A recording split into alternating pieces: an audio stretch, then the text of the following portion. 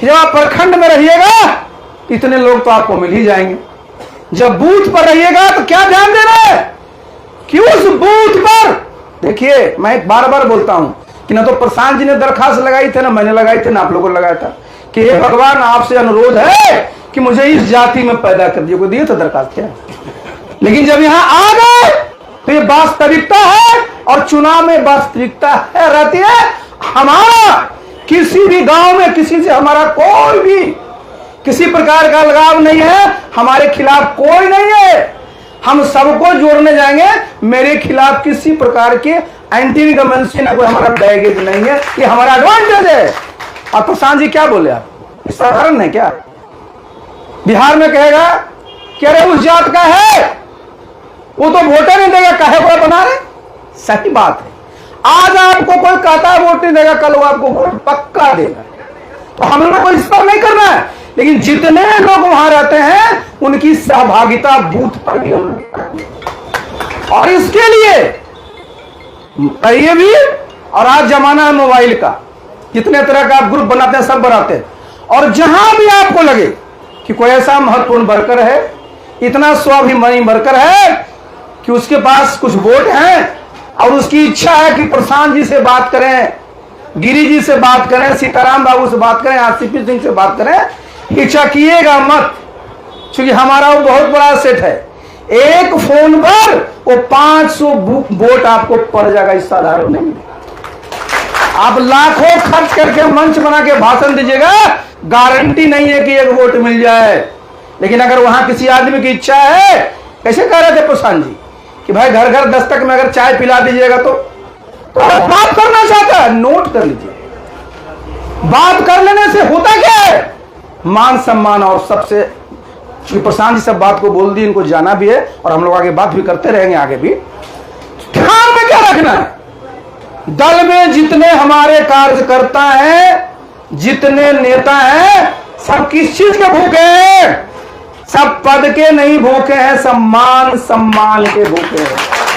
हमारा आपका ऐसा व्यवहार होना चाहिए, किसी को ये न लगे कि मैं बूथ स्तर का कार्य करता हूं, मैं पंचायत स्तर का कार्य करता हूं, और हम प्रखंड स्तर के कार्य करता है और ये राष्ट्रीय कार्य करते हैं, हमारे ऊपर ध्यान नहीं देते।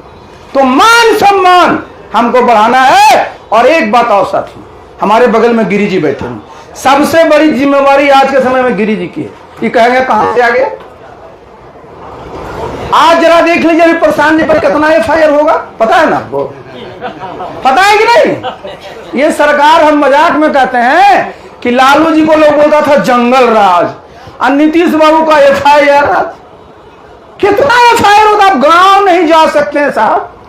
तो आप गिरी जी, आपका जो हमारा संगठन है वकीलों का, हर एक जिले में मजबूत कर दीजिए, और हमारा जो उम्मीदवार लड़ेगा उसके साथ एक मजबूत आपकी वकीलों की टीम चाहिए, सबसे जरूरी है। इसके साथ साथ सीए लोग हमारे पास चाहिए, जो हमारे काउंटिंग की जरूरत होती है। और बगल में ललन जी हैं, हम भी पुराने, और मैंने देखा बहुत सारे हमारे आईपीएस ऑफिसर भी हैं। सबका सदुपयोग होना है।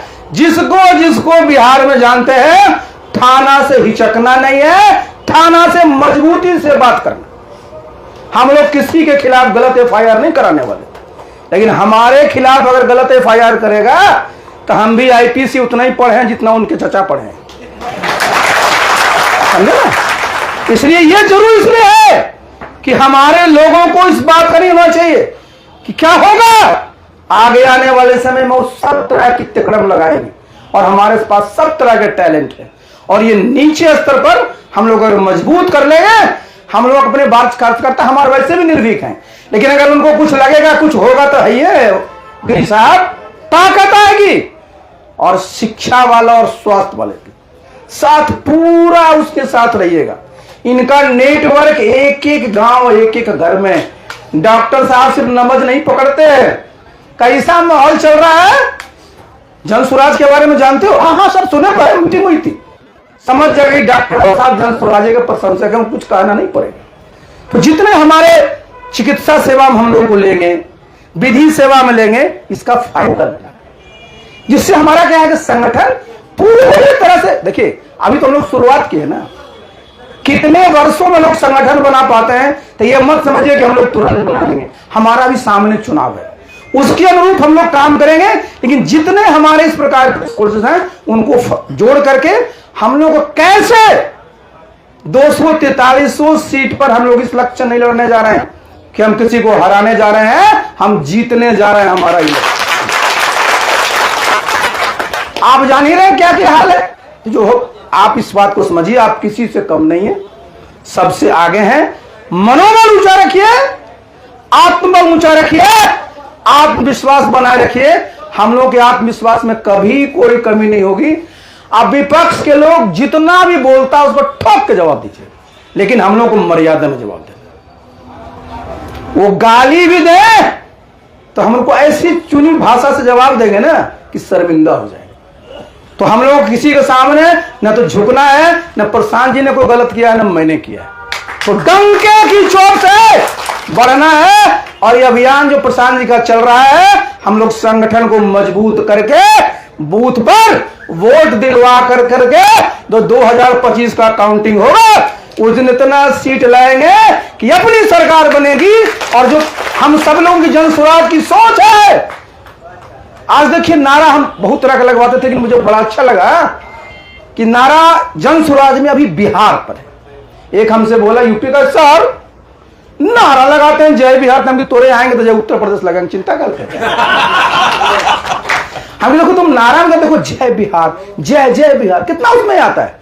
तो साथियों इस नारा का बढ़िया से प्रैक्टिस भी करिएगा। जब बढ़िया से नारा लगेगा ना, मैदान में लगाइएगा, देखिएगा चार्ज हो जाएगा।